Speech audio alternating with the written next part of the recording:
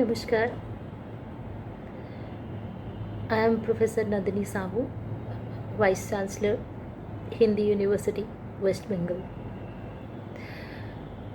We have introduced a YouTube lecture series, a very special lecture series on comparative world literatures in the Hindi University, West Bengal since January 2025, after I joined the position of the Vice Chancellor.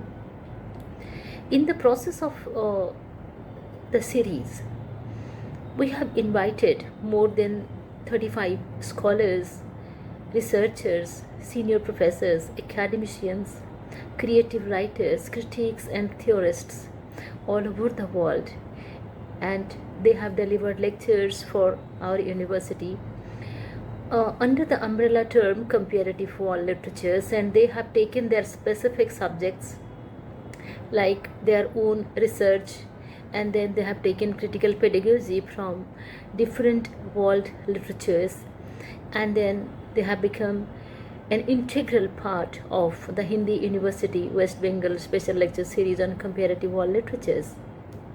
Today, I am immensely happy that this lecture series has created ripples in Indian academia and outside.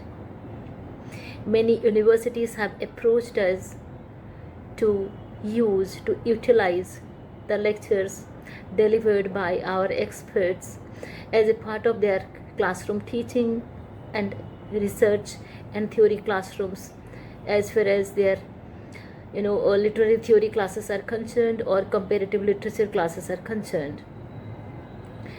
And this is a milestone that within 6 months of the introduction of the lecture series, thousands and thousands of researchers and scholars have been closely associated with us, and we are editing a volume, Comparative World Literatures, where we have invited research papers from all the speakers who have already delivered lectures for us.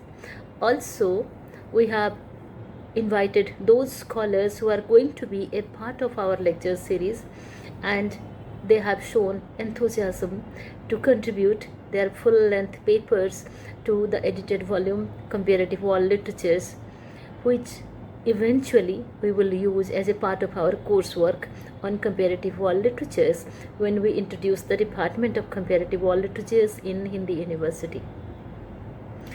Also, I am immensely happy to share with our scholars, our readers, and our enthusiasts that the internal faculty members of Hindi University have started contributing in a meaningful way to the pedagogy of comparative world literatures.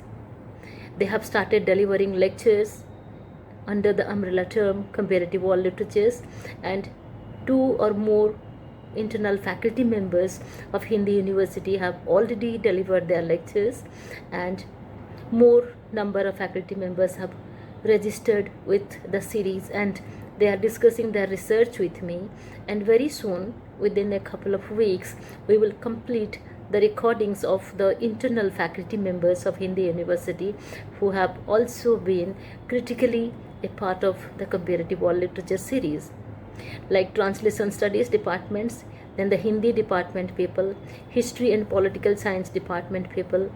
How they can be a part of comparative world literatures is the question here, the point of concern here. Translation studies people can use comparative literature not just as a linguistic exercise, but as a method of epistemic mediation.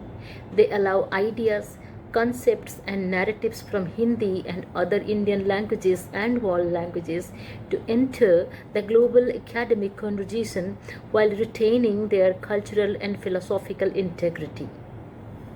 For history and political science departments, translated archives, oral histories, and political texts can be comparatively used and read to question the dominant narratives in the world, and also to rediscover the silenced texts, the silenced voices.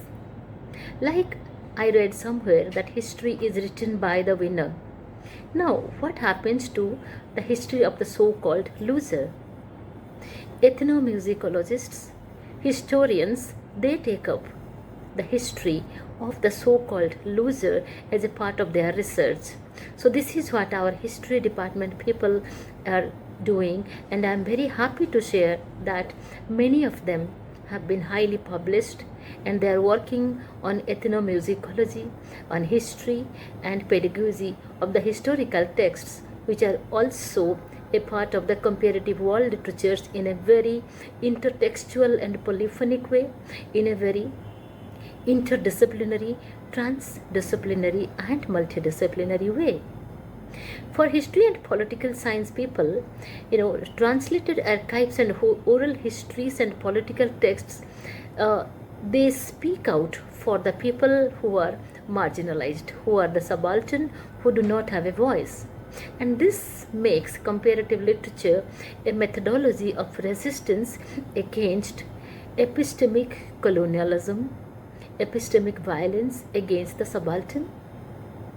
And then when it comes to languages for global theorization, through comparative literature frameworks, Hindi and other literature departments, they can be, they take it as a part of their history, their research and publication.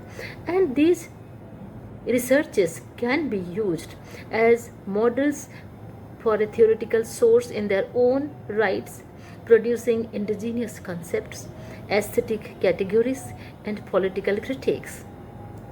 Comparative readings of Hindi texts in our Hindi university, alongside the world literatures, they can help political science people explore cultural nationalism, which we are successfully doing, subaltern politics, and movements of resistance, while history can locate them in specific temporal and sociological and social contexts.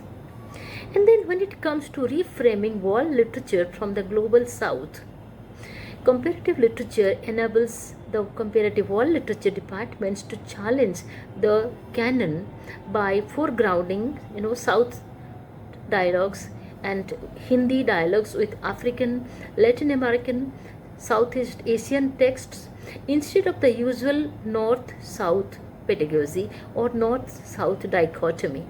We believe in inclusivity and flexibility, and through this comparative world literatures lecture series, we have been successfully doing it, and I am very happy to share here that not just external experts but the internal faculty members from Hindi, translation studies, history and political science departments from our university have been substantially contributing. They have been delivering lectures. Comparative literature enables the world literatures to challenge the canons, and also how comparative literatures engage with political science to map these literary exchanges against patterns of decolonization, post-colonial alliances, and transnational solidarity movements is the point of concern here, and our faculty members have been constantly discussing these ideas and ideologies with me, and they have been contributing to the lecture series through publications and through lectures, and we are sharing those YouTubes with you continuously. History can trace the deep structures of cultural memory, migration, labor through these comparative readings. And when it comes to memory studies or mnemoculture, through comparative world literature's pedagogy, we are also contributing to the narratives as archives of political and historical knowledge systems. Literary texts, when approached through comparative literature, become the alternative archives for history and political science, preserving the dissent, everyday resistance, and emotional registers that are absent in our state records. We are making the silenced voices speak.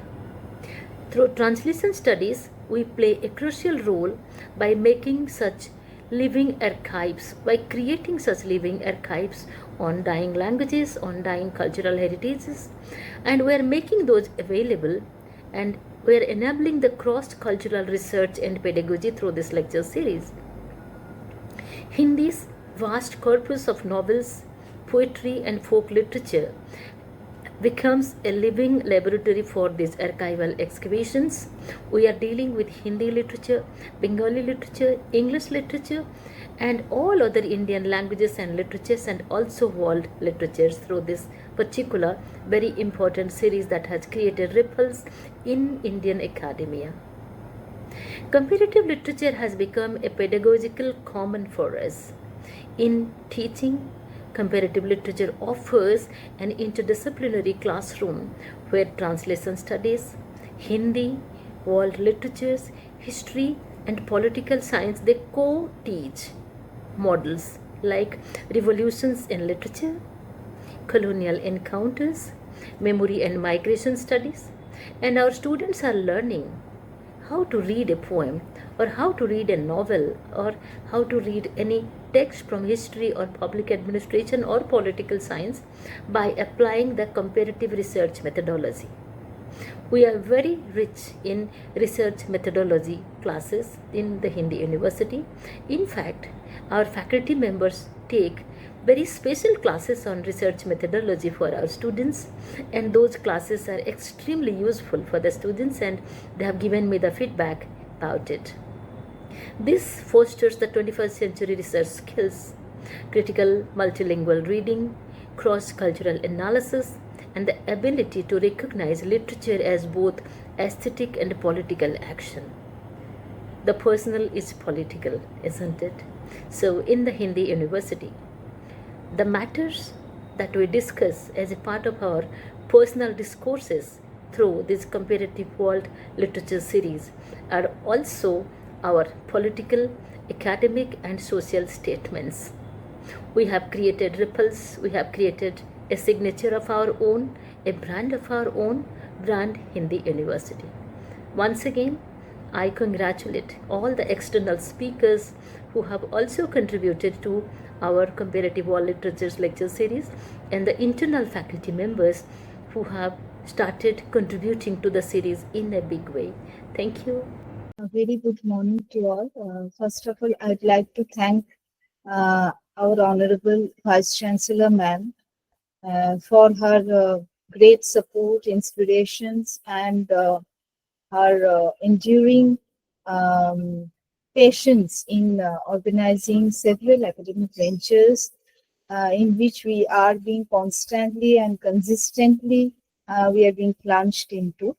And I am really thankful to her for asking us, for instilling into us great force to engage into such academic ventures. And I am thankful and grateful to all the faculties of Hindi University and to all the non-teaching staff and other members, other technicians of Hindi University for making this event possible. And I am thankful to Amanji also for organizing, for making it possible to reach Hindi University in spite of such torrential rain which Kolkata is facing for past few days. So today I'll be speaking on ecological modernity in the sense that obviously it is a topic of embracing embracing borders, embracing methodologies that strictly comprise ecological understandings. But I have tried to bring ecological modernity as a catalyst or as a factor that is constantly influencing the development of major literary compositions which reside within the borders of major shifts in the ecological developments in the post-Renaissance period in the world. Now, I'm not uh, uh, bringing any kind of uh, definitions on eco-criticism or uh, bringing a kind of interconnectedness between uh, humans and nature and how that is being reflected in the literature. I'm not doing such things, and I'll not be doing. And I hope that those things have already been done, and major literary compositions have already comprised such writings have already that field has become quite satiated. It has become quite full with descriptions of nature, how humans are being dependent, how humans are destroying the nature. These things have already been discussed. So I'm not going into such discussions because it will be a great repetition. So what I'll be doing, and I have just tried to um, uh, I have just I've just made clear. I have just cleared my points at the very beginning, that this presentation actually tries to frame the changes in the literary genres, and this change has been done by a change in the philosophical understandings uh, uh, on ecology, and this changes in the shapes of philosophical understandings have been reflected in the writings that are based on, um, sometimes it is based on evolution, sometimes it is based on natural history, and sometimes it is based on colonial ecology. So I have tried to divide my understandings into three shades, into three layers. First layer is very much um, concentrated within the development of natural history, that really comprise the philosophical understandings in the post-Renaissance period. So, in the first phase, I have tried to um, uh, spot the book called History of Winds by Francis Bacon, because I think this book appeared iconic in expressing, in bringing natural agents within the purview of natural history, because wind is something very abstract, we cannot see, but when we write something about its history, it becomes iconic. And this writing is very much based on observations and experimentations. And so we see that Bacon actually started with a writing that is based on observations and experimentations. And this method is very much inductive, in the sense that he is trying to acquire knowledge on the basis of observation and experimentations. So he is trying to challenge the existing knowledge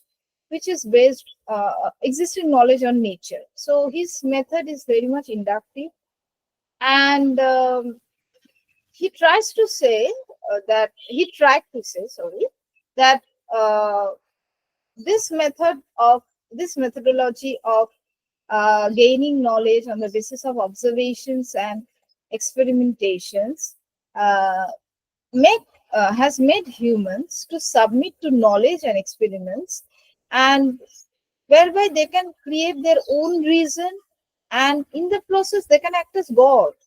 And Bacon explained in a way of describing the new role of man as taming and subduing the reluctant creatures. And this actually filled him with a power, with a kind of pride, which was enough to undermine the power of God. And this will enable man to create new worlds and go before nature and command nature. So this is a great breakthrough in the uh, world of natural history, in the world of literary compositions, because man is uh, gaining knowledge, so he is gaining power. So in this sense, I have made a kind of graphical image in which I have tried to say that this is knowledge as power, concept of knowledge, and this knowledge is not inherent, because the inherent knowledge is something which church has already tried to say that you should submit to God. I'm not saying I'm not being an atheist. I'm not saying that God is not there, man is the most powerful. It's not that. But the thing is that what church is saying, that is wrong. So knowledge cannot be inherent. What church is saying, that is inherent. So knowledge cannot be inherent. Knowledge has to be gathered through experimentation and observation. And so it has been defined by C.A. Bailey. Now, C.A. Bailey is coming much later, in the 17th century. So this gathering of knowledge has been termed as intelligence by C.A. Bailey. And this concept of gathering knowledge becomes a stepping stone of colonization.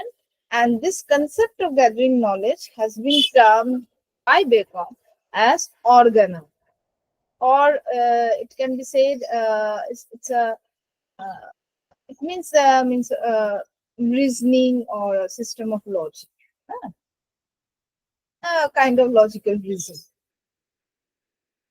So in the next graphical image, or what is organon? Organon is something called gathering of knowledge on natural resources, uh, uh, and since gathering of knowledge on natural resources is a kind of thing which is very human handled. So this knowledge gathering depends on things which actually becomes very beneficial, which actually is beneficial to humans.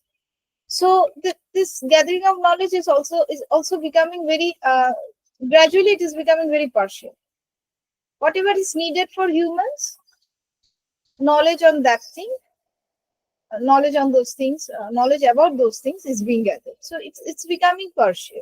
So we see this a kind of development of history which Bacon has termed as human history.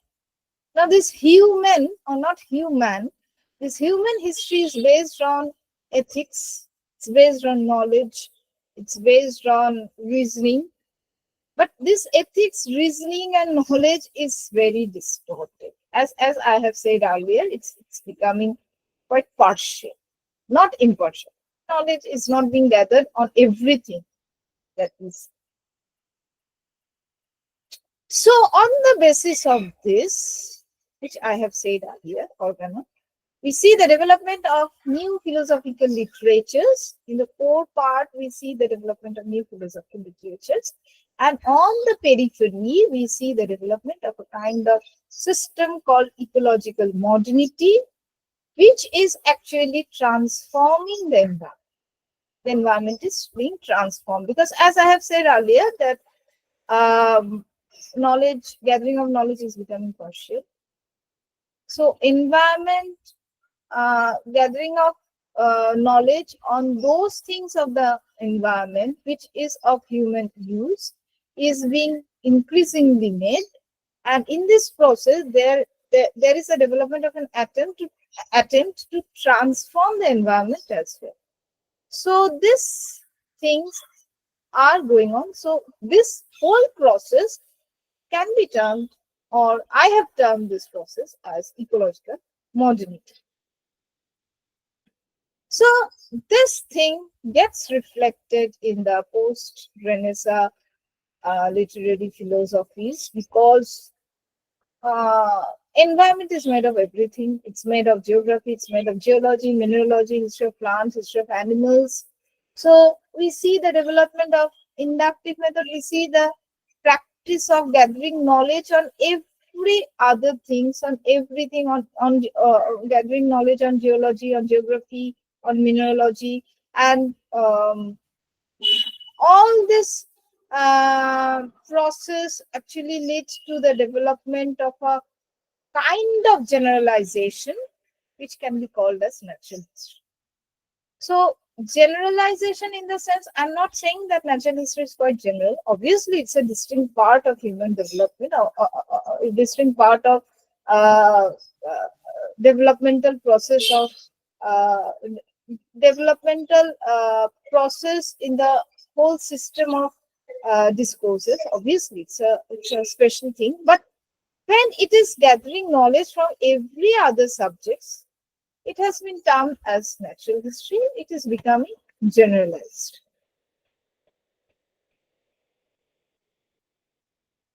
Now, in natural history, we see after Bacon, we see the arrival of increasing research on plants was being done by John Ray and his Historia Plantarum. It's a great book because he has totally described the various plants, various floral plants, various fruit-bearing plants in that book, Historia Plantana. So it's a great book. So we see the process of gathering knowledge has begun. Now, coming back to the process of linking ecology with trend of comparative world literature actually begins with uh, Carlos Linnaeus. In the sense, obviously, Carlos Linnaeus is not a literary person, but the thing is that he actually started the system of personification of not non-living, but personification of plants. How he made that thing? Trying to explain. Now, I have already said that Historia Plantarum, John Ray's Historia Plantarum, is a great book. And following John Ray, we also see Mary Chapel Somerset. She collected plants, she collected seeds, and documented her extensive collection of seeds and plants from West Indies, Africa, India, Sri Lanka, China, Japan, and made detailed manuscripts on those things. So we see on the basis of this collection of plants, we see a certain kind of uh, documentation is being made, preparation of manuscripts, documentation of the living condition of the plants, uh, that is being reflected in the writings of many botanists. So writing documentation, which was previously a literary activity concentrated among the philosophers, among the literary persons. Now it has shifted, it is gradually shifting towards the persons, towards the people who are dealing with botanical science, who are dealing with geological science, who are dealing with uh, other scientific things also. So another great person, Leonard Fluken, he also published a series of volumes of engraved plates of plants, Phytographia, 1691 to 96, 1691 to 96. It's quite a uh, very, very long ago. And engraved plates of plants means drawing is being done. Now, drawing is a drawing of the various parts of the plant is being done. It's being engraved, it's being documented so that other people can see what actually a particular plant looks like. So, pictographical expression of plants, animals are being made. In 1696, Sloane published in Latin elaborate catalogue, Catalogus Plantarum Q. in Insula Jamaica. He made this elaborate catalog based on the plants he collected in Jamaica. He later published Natural History of Jamaica in two volumes, 1707 and 1725. So we see provincial natural history is being reflected in the writings of major botanists of 15th century. So 15th and 16th century as well. And Horace Benedict de Saussure. The word geology was introduced by Saussure with the publication of first volume of his voyages, Dans les Alpes, Travels in the Alps. So geological surveys, geological discoveries, geological developments are also being reflected in the writings of major geologists, and he has done extensive work, and that is being reflected in his writings. So this is documentation of natural history, documentation of uh, various experimentations and observations by the botanists, by the geologists, and other scientists in the pre-Linnean space and time. So the documentation process has already been started. Now, what actually happened in the uh, literary phase? Now, this documentation process, in fact, what I have done is that I have tried to uh, mix the timings, in the sense I have tried to jot down the major documentations on uh, ecological experimentations and observations. So in that process, I have tried to uh, I have tried to bring Deepesh Chakraborty, James Hanel, who are observers about planetary health, about workings of the earth. Uh, they have observed, they have written, they have documented in a much later period. But I have tried to bring them in one frame within two slides, because um, I have tried to point on the major variations in the process of this documentation. I have tried to highlight the layers that were present in the process of this documentation. So, after Horace, I have tried to bring Isaac Newton, in the sense that Newton, obviously, he wrote something on mathematics and physics, but obviously that is strictly a part of uh, that is strictly a part of scientific development. But his importance and contribution in the world of humans is immense, as he for the first time acquainted all humans, irrespective of their rank and standard, to the laws of nature. That nature works according to its own law. Whether you are a rich person, whether you are a king, whether you are a beggar, whether you are a poor person, that doesn't matter to nature. You will have to react in the same way that nature allows you to react. So this thing was being taught to us by Newton. So I have tried to bring Newton in this respect. And next is Margaret Cavendish. She's a uh, she is known for her writings on natural philosophy, imaginations, and social critique as well. But the thing is that she is also she's known for her strong feminist arguments. In spite of being a natural philosopher, she wrote something about uh, earth, movement of earth. She also wrote that everything on this earth is made up of very tiny minute particles called atoms. But at the same time, she wrote that uh, there is great intellectual capabilities in women. So she's a great feminist as well.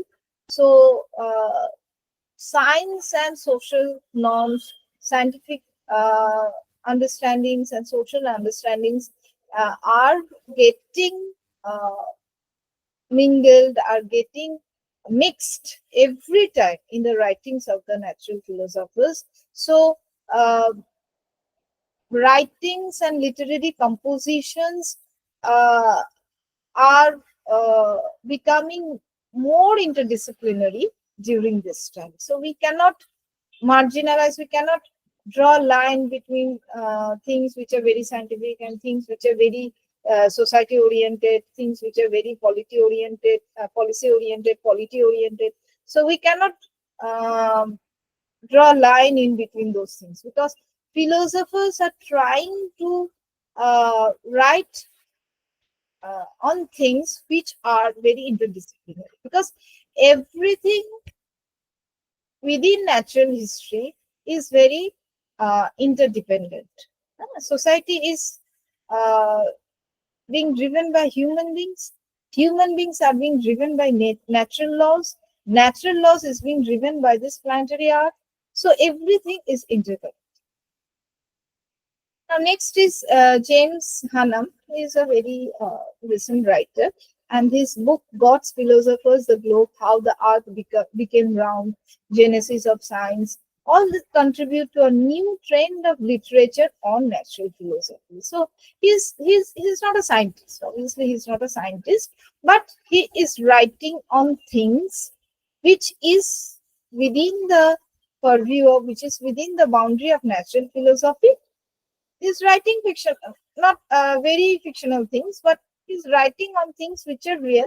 But he is trying to give literary touch to the things of natural philosophy, to the subjects of natural philosophy. Next is Dipesh Chakraborty, because without discussing his book, Climate of History in a Planetary Age, this whole discussion becomes irrelevant. But and he, for the first time, has given a structure called philosophical anthropology, which is quite distinct, because humans are emerging as a force in this age of planetary crisis. And since there are strong global trends of economization, this actually enables humans to exert pressure on this planet. Thus, globality appears as a new threat. And this globality also appears as a new geological time that influence the future writings on variety, that can influence, not influence, that can influence, and that is influencing the future writings on these varied trends of literary uh, philosophy as well as philosophical anthropology. Now, again, I am moving back to this system of natural philosophy. Since I was following a kind of chronology, I bridged that chronology. But again, I'm moving back to Linnaeus phase. Now, why Linnaeus became so important in the whole discourse of natural philosophy, and why his influence is uh, exerting so much, why his influence is becoming a trendsetter in the major ecological literary compositions. Now, since he developed a process called ecological intelligence, which I have termed. Now, what is this ecological intelligence? It is something that is gathering information on the major other species, on the major species other than humans. For example, the animals, the varied animals, the plants, and he has tried to name them. And he has documented all the available species which he has observed. He has documented those species with names in his book, and that is that created a tremendous influence in the world of natural history. He emerged as an evolutionist. He emerged as a geologist, botanist. and he was really a great. He was really great in the sense that he named the major species of plants and animals on the earth, and he was a father of thus he was a father of systematic geology and botany, and he developed a science called taxonomical science. So he developed a kind of discourse called philosophical botany. Now, his work, Philosophia Botanica, which was published in 1751, it laid the foundation for modern botanical taxonomy. Uh, Linnaeus first published his uh, binomial nomenclature system for naming plants. And this process of naming plants is like personifying the plants. So Linnaeus actually personified the plants through the discourse of philosophical botany. So in this respect, we can name a book called Plants as Persons, Philosophical Botany by Matthew Hall. We come across a book. This is a very not very recent, but it was in the 20th century. This was published. Matthew Hall actually challenges readers to reconsider the moral standing of plants, because plants constitute the bulk of our visible biomass, underpin all natural ecosystems, and make life on Earth possible. Now, we all know this because plants are very relevant in this whole life system that is working, that is operating in this planet. But why Matthew said this, that we should reconsider the moral standing of, we actually know the developments, we actually know the usefulness of plants, but why Matthew Hall again and again said that we should reconsider? Because we are not considered. That's the thing. So he said that we must reconsider. Through his book, he said that we must reconsider. Because we had already, after Linnaeus, when he documented the names and usefulness of the plants, we started extracting the useful plants and uh, forgot the ethical base of the presence of plants uh, in this planet. That as we have been taught that plants must exist, we must not cut the plants, but this whole thought was being forgotten since Linnaeus documented the usefulness of the plants. Because our greedy mind, our revenue oriented intuition actually guided us to extract the plants. So we move towards a phase called distorted colonial botanical philosophy, in the sense that the philosophical structure or philosophical botany which Linnaeus actually taught us, that philosophical botany got distorted. We created a distorted version of philosophical botany, which can be called as colonial philosophical botany, which was based on the extraction of useful and rare plants. So the colonial plants, they were being considered as passive, insensitive. We developed a vision, we developed an image in our mind that plants won't say anything.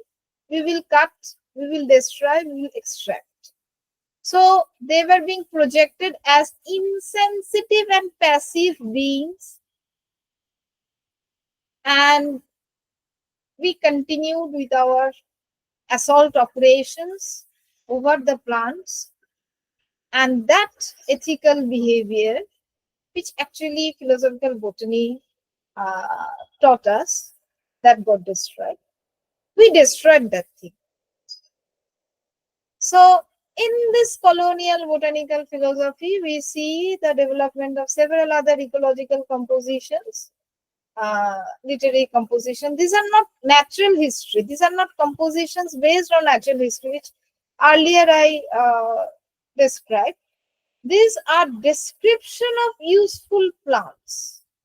These are compositions based on the description of useful plants. Uh, First is Hortus Malabaricus by Hendrik van Reed. He was a Dutch botanist. Next is Flora Indica by William Roxburgh. He was an English botanist. Flora British India. This book was written by Joseph Dalton Hooper. A working list of the flowering plants of Balochistan by I.H. Barkin. This all intended to collect knowledge on rare and valuable plants. Thus, the plants were turned mute and they were subjected only to human. They were used, they were subjected, they were assaulted, they were subjected only to humans. So, colonial botanical philosophy only described their values. So, we created our own limitations, we created our own philosophy, our own useful philosophy, which can benefit us, which can benefit our empire. So it was destroyed. So we cannot blame the development of natural philosophy for this natural philosophy. We cannot blame the development of natural philosophy. We cannot blame the development of philosophical botany for this distortion. This distortion was being made, and it was based mostly on human greed.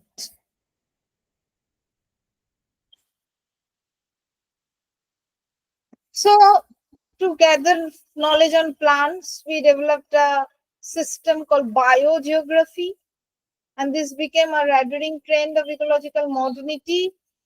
And the colonial botanists, biologists, they worked, they traveled distant places, they traveled many other countries and tried to learn about useful plants, useful animals, which can benefit the development of empire. Mention may be made of James Petiver, Charles Dubois, botanical societies, botanical gardens, all these were established. They collected oriental plant specimens, dried them, later transported them to Europe. Agriculture Horticultural Society was established by William Carey in 1820. They collected information on various plants. They tried to preserve, cultivate plants for commercial purposes. So the process has begun of exploiting our natural resources. On the basis of this trend, several other documented literature, ecological literature, and documented uh, writings are being composed. So, apart from this system of collecting information on other living species, apart from humans, there also a kind of development that was going on parallelly. Uh, that was researches on evolution, development of new concepts of evolutionary theories. So, in this on this concept, Historia Naturalis by Pliny the Elder was a very earliest composition, and it presented a vast array of information about animals, plants, minerals, human physiology, and this book can be regarded as a precursor to evolutionary thought. Next, Aristotle also worked on uh, uh, this evolutionary concept. He dissected animals, observed their behavior, how they actually multiply, how they grow, all this things were observed by Aristotle. Next is Albertus Magnus De Natura Locurum. It's a treatise on nature of places, including description of plants, animals, minerals, with a focus on their medicinal properties. Uh, and this also got published by the University of Cambridge. Um, Thomas of Cantimpraise, it's a kind of encyclopedia. It gave a wide-ranged description of natural phenomena, description of plants, animals, celestial bodies. All these things are being described in that composition. Now, on evolutionary theory, several other naturalists have expressed their opinion.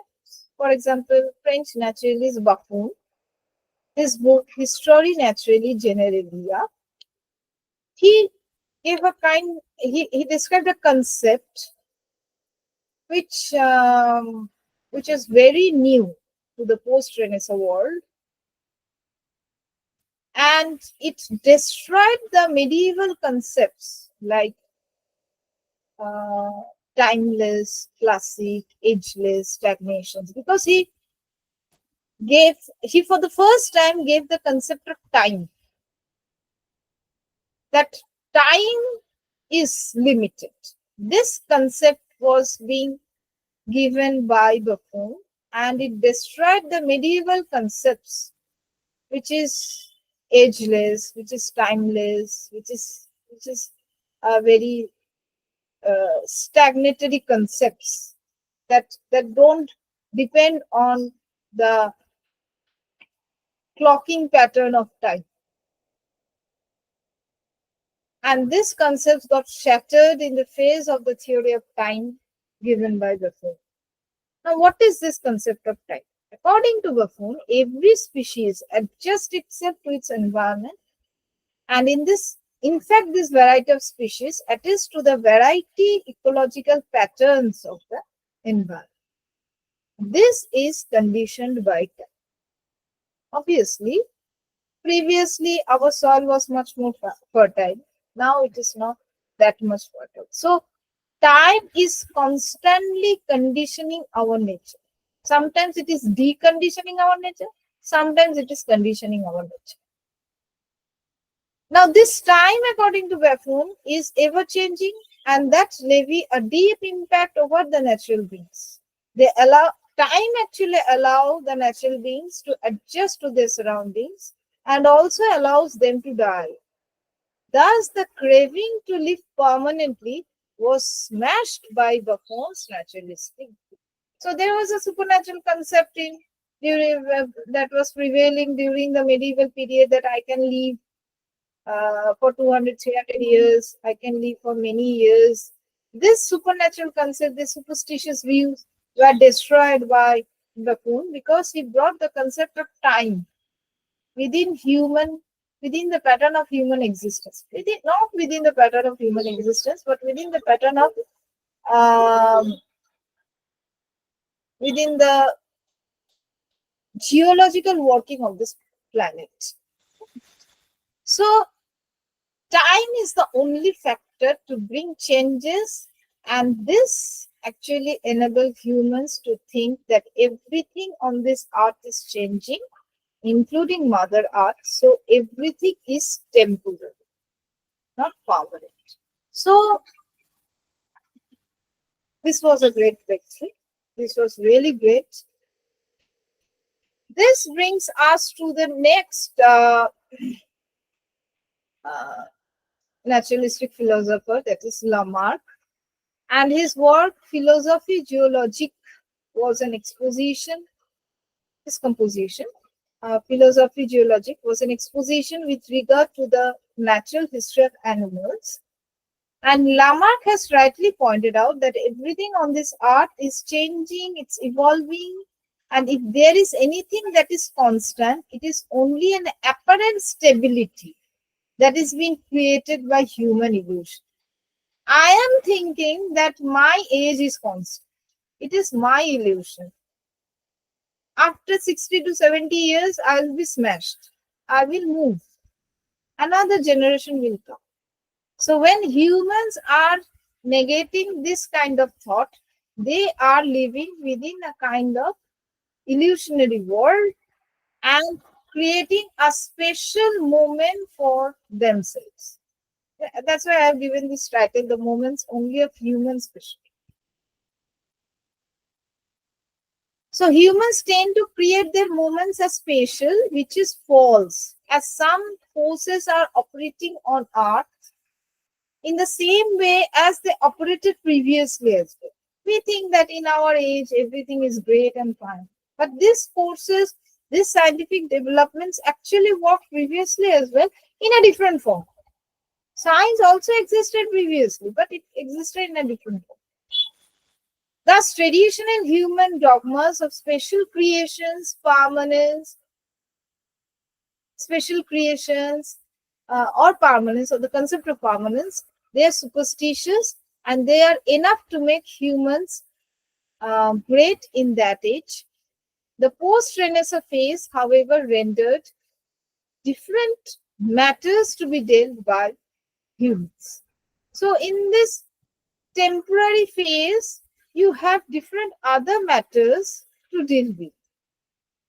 This time, it was growing with nature, and that too conditioned by the power of knowledge. This limited time or this temporary time, it is growing with nature. Nature is constantly uh, uh, enabling the development of this time, and this time is getting powerful. It's getting its power mainly because of knowledge. Time uh, alone is baseless. You cannot make a time, a limited time or a ageless time workable if it is not infused with uh, things that are connected with knowledge. So time when it gets joined with knowledge, it becomes powerful. So in this power of knowledge, Earth is being objectified as single unit, and in this single unit, every species should work jointly. So, this thinkings, this great imaginations, this thought-provoking versions of Lamarck, of Bakunin, really created great literary stir, and it obviously influence the later developments. For example, for example, Dundas, Darwin's grandfather, Erasmus Darwin, whose Zoonomia in 1794 contained a chapter on transmutation and vestiges of the natural history of creation by Robert Chambers. All these compositions uh, really transformed human vision on the process, over the process of evolution, over the process of life, over the process of death, and also it created new versions, new concepts of time, new concepts of nature, new concepts of knowledge.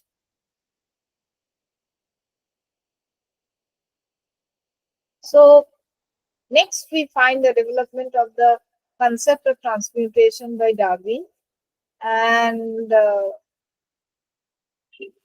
Darwin realized the need to accommodate his theory to the preferences of the time, because Darwin was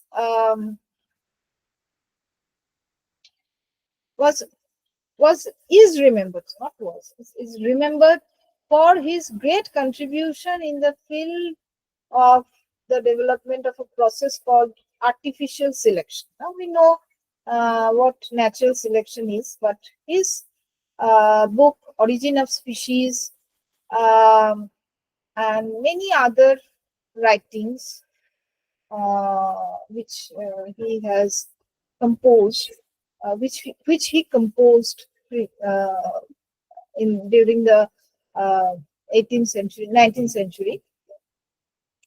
Uh, those compositions made Darwin remarkable because in those writings, Darwin was the first scientist to mention something about artificial selection.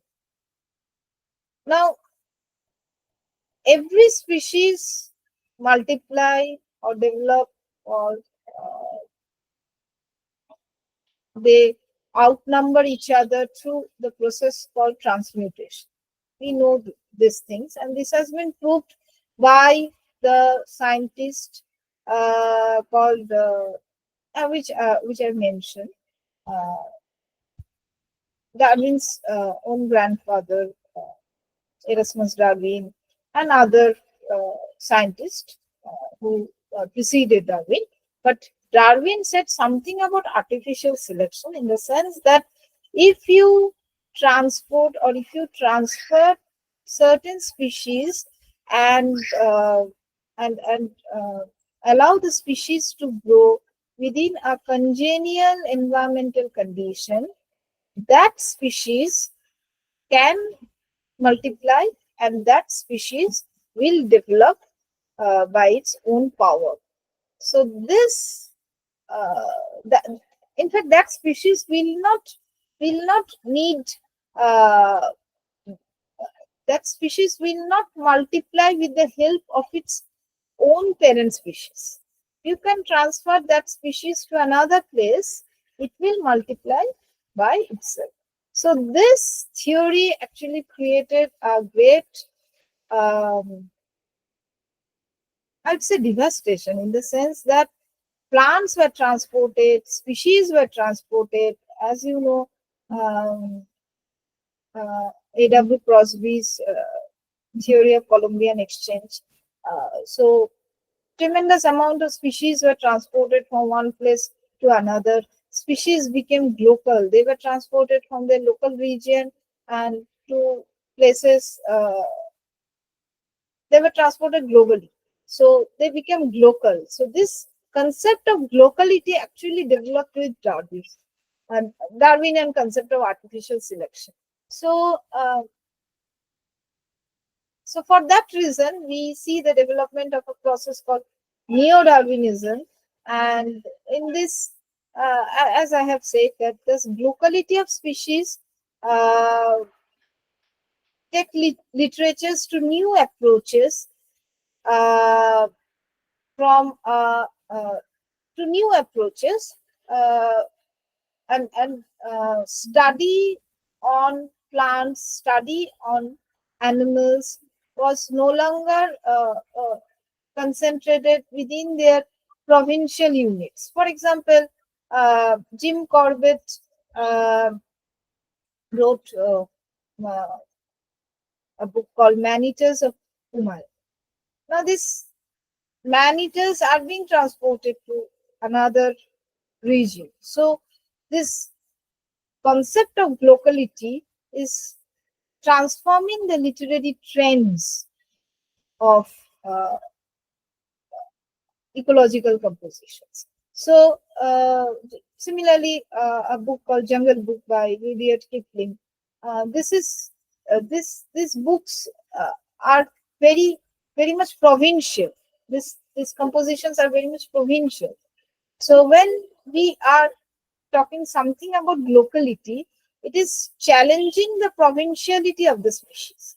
So this concept of locality actually is taking us to a new literary trend of ecological compositions, and this took place mainly because of this process of neo-Darwinism and other things and artificial selection. So I am just at the very last, at the very concluding portions of my presentation. So this process of locality, which I have already mentioned, this process of transferring the species actually gave human a power called biopower. And on this topic, Foucault for the first time wrote something called History of Sexuality and Introduction, and also uh, in his uh, in his course called Society Must Be Defended, Foucault describes biopower as a power which takes hold of human life. In both these works, Foucault traces the shift from classical legal or sovereign power to typically modern forms of power, discipline, and biopower. And this gave uh, a kind of right to the sovereign state, which uh, which is a right of bringing about death to its subjects. If if a particular species is not useful, if it is not being needed by the state has a power to destroy that species. So this kind of power is being given to state by this concept of biopower. So biopower is something which is able to access the body or individuals, which is able to access the species, and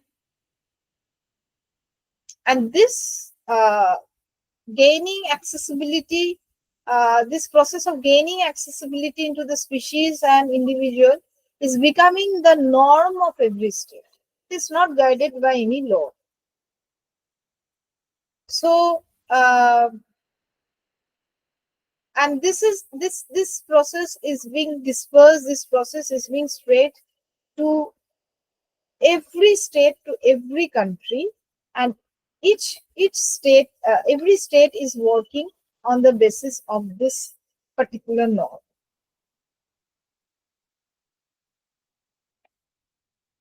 So in the last slide, what I have tried to say is that we must make comparative ecological world literature more responsible, because it's time for us to get decentered, in the sense that we see of late many literary plant fiction such as Overstory, Signature of All Things, Island of Missing Trees, Gold Frame Citrus, Oryx and Quake, and many others. They revolve around the impacts of planetary catastrophes on humans and interconnectedness between plants and humans. But why always this forced anthropocentrism guide the development of a comparative ecological world literature? When always humans are changing the parameters and ambits of ecological world literature, why humans, what impact is being, what impact will, how the humans will be impacted if there is a planetary crisis, uh, how the humans will be impacted if we cut all the trees. Why only humans? Why not about other species?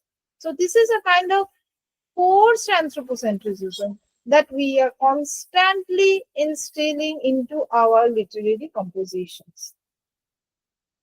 So anthropocentrism that sought to inspire man to lead remedies such as environmental humanities, protection of planetary health, these are being done by the humans. But when it comes to ecological literary compositions, um, we should also take into considerations the vast species that is available worldwide. Sadly, we are unable to know the extent to which they comprehend this distorted planetary health. We are unable to understand how a tiger would think that if this planet get destroyed, how a tiger would react. We are unable to comprehend that thing. So we are not bringing the uh, visions, the imaginations of other species into the ecological literary compositions. In order to compose an eco world literature, to qualify as ecological world literature, it has to be capable of embracing many species. Globality cannot be a yardstick to assign it as such. Since there is a global pressure, since we are constantly coordinating with other nations, so we have to be in the forefront. This is not a this cannot be a very logical argument. Since we have to run a planet globally, since we have to make this planet workable, so we have to be in the forefront. This is not a very good logic. If we are to compose something very original, if we are to compose something very uh, uh, global, uh, if we have to compose something very ecological, then we should consider the visions of other species as well. So then only we can achieve something called ecological modernity, because ecology is about every species and not of humans.